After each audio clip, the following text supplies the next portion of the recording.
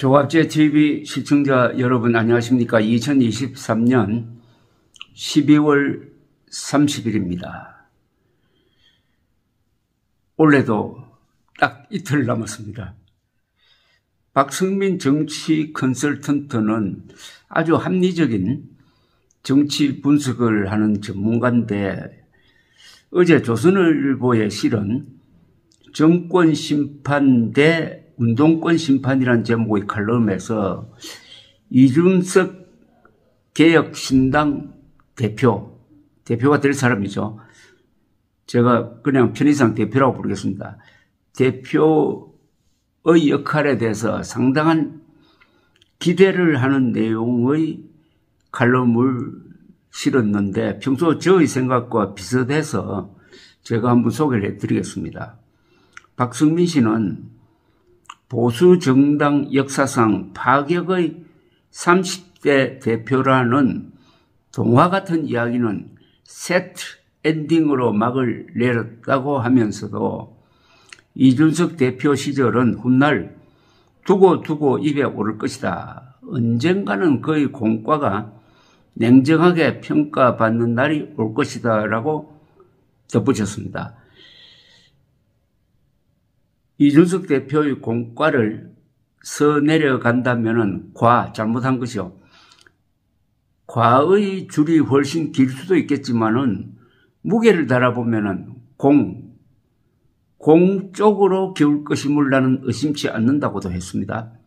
그러니까 질적 평가를 하면은 긍정적이란 이야기죠. 즉, 좌파 정권을 종식시키는데 큰 역할을 했다는 뜻이 되겠습니다. 박승민 씨는 저만의 넥스트 스텝을 걷겠습니다. 변화와 승리에 대한 확신을 두고 이 길을 즐겁게 걷겠습니다. 라는 이준석의 다짐은 좋은 경쟁자 한동훈과 벌일 경쟁에 자신 있다는 선언이라고 보았습니다. 지금도 누군가는 대한민국의 위기 속에서도 상대를 악으로 상정하고 청산하는 것을 소명으로 생각하고 그 방향으로 시민들을 이끌려고 합니다. 대통령 선거가 끝난 지 2년이 다 되어 가는데도 왜 적장을 쓰러뜨리기 위한 극한 대립, 칼잡이의 아집이 우리 모두의 언어가 되어야 합니까? 라는 말은 누가 봐도 윤석열과 한동훈을 겨냥한 것이라고 분석을 했습니다. 콜로세움에서 싸우는 한동훈과 아고라에서 토론하는 이준석 이미지는 극적으로 대비된다는 말도 남겼습니다. 박승민 씨는 정치의 무기인 말과 글은 한동훈도 이준석에게 조금 더 밀리지 않는다고 하면서 한동훈 위원장의 비대위원장 취임사를 인용을 했습니다. 우리는 상식적인 많은 국민들을 대신해서 이재명 대표의 민주당과 그 뒤에 숨어 국민 위에 군림하려는 운동권 특권 세력과 싸울 겁니다. 호남에서, 영남에서, 충청에서, 강원에서, 제주에서, 경기에서, 서울에서 싸울 겁니다. 그리고 용기와 헌신으로 반드시 이길 겁니다. 여러분, 동료 시민과 공동체의 미래를 위한 빛나는 승리를 가져다 줄 사람과 때를 기다리고 계십니까? 우리가 바로 그 사람들이고 지금이 바로 그때입니다. 함께 가면 길이 됩니다. 우리 한번 같이 가봅시다. 라는 말을 좋은 대목으로 소개를 했습니다. 박승민 씨는 그러나 한동훈 위원장은 윤석열 정권 심판의 선거 구도를 586 청산 구도로 바꿀 수 있을까? 라고 자문하면서 어려울 것이라고 했습니다. 운동권 특권 정치를 청산하라는 강력한 시대 정신은 우리가 운동권 특권 정치를 대체할 실력과 자세를 갖춘 사람들이라고 공동체와 동료 시민들을 설득할 수 있을 때 비로소 실현될 수 있습니다라는 한동훈 위원장의 말이 맞다는 겁니다.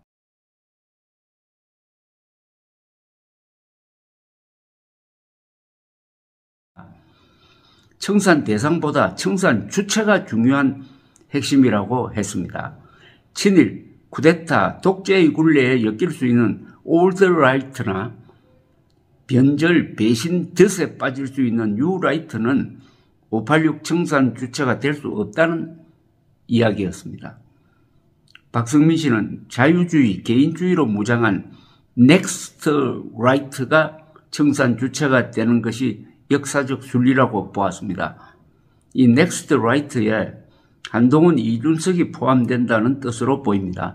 1973년생 한동훈과 1985년생 이준석의 경쟁은 민주당 586 세대를 순식간에 낡고 늙게 보이게 할 것이라고 진단했습니다. 그러니까 한동훈, 이준석이 보수의 갈 길을 놓고 치열하게 경쟁하면 할수록 민주당 586 세력은 수구적인 모습으로 남게 될 것이다. 그러니까 이분이 한동훈과 이준석의 공정한, 멋진, 아름다운 경쟁을 또는 협력을 강조하고 있다는 점에서 저와 생각이 같네요.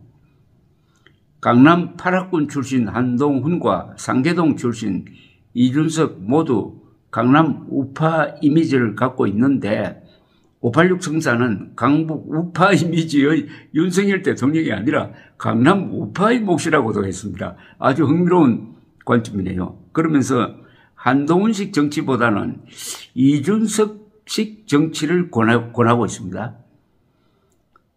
이렇게 썼습니다. 박성민 씨는 어둠이 물러가서 해가 뜨는 것이 아니라 해가 뜨기 때문에 어둠이 물러가는 것이다.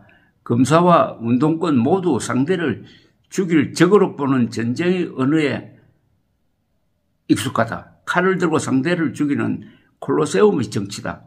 정치와 전쟁의 차이는 퇴로를 열어주느냐 마느냐에 달려있다. 상대를 말과 글로 이길 경쟁자로 보는 아고라의 정치를 볼 수 있을까? 한동훈 위원장은 하루빨리 검사의 언어를 버려야 한다. 정치의 본령은 말로 싸우는 것이다. 말과 글이 뛰어난 한동훈과 이준석의 경쟁이 정치를 콜로세움에서 아고라로 옮겨 놓을 수 있을까? 라고 의문 제기를 했는데 전체적인 톤은 이준석의 주장이 상당히 반영된 것으로 보입니다. 이준석의 탈당 연설에 감명을 받은 듯 합니다. 역시 이준석 대표의 어휘력은 천재적입니다. 인간은 어휘력만큼만 성장할 수 있다는 말이 있습니다. 정치라는 것은 말과 글로서 사람들의 마음을 움직여서 그것을 표로 연결시키는 기술입니다. 그러나 치열해야 합니다. 정치는 피를 흘리지 않는 전쟁이고 전쟁은 피를 흘리는 정치라고 하듯이 정치와 전쟁은 그 엄숙함에서 그 치열함에서 같다고 볼 수가 있습니다. 그 치열함, 이준석 대표는 자신의 치열함을 이미 증명을 했습니다. 현존하는 가장 강력한 권력자와 맞섰고 선동된 여론, 즉 부정선거 음모론자들과도 맞섰습니다. 문제는 한동훈 위원장이 그런 강단을 보여줄 수 있느냐? 그것도 아주 부드러운 언어로서 그렇게 할 수 있느냐? 두 사람이 서로 경쟁하면서 또 배우는 것도 있을 것이라고 생각을 합니다. 박성민 씨의 주장의 핵심은 보수가 한동훈, 이준석 두 스타일로 서로 협력 경쟁하면은 민주당 운동권 세력은 저절로 낡게 보인다는 겁니다. 수구적으로 보이게 된다는 겁니다. 그러나 그 전제가 한동훈, 이준석의 경쟁에서 보수가 새로운 어떻게 보면 재기의 돌파구를 만들고 그걸 통해서 586 운동권 세력을 역사의 무대에서 퇴장시킬 수 있을 것이다. 라는 아주 근사한 그림을 그리는 그런 좋은 칼럼이었습니다. 감사합니다.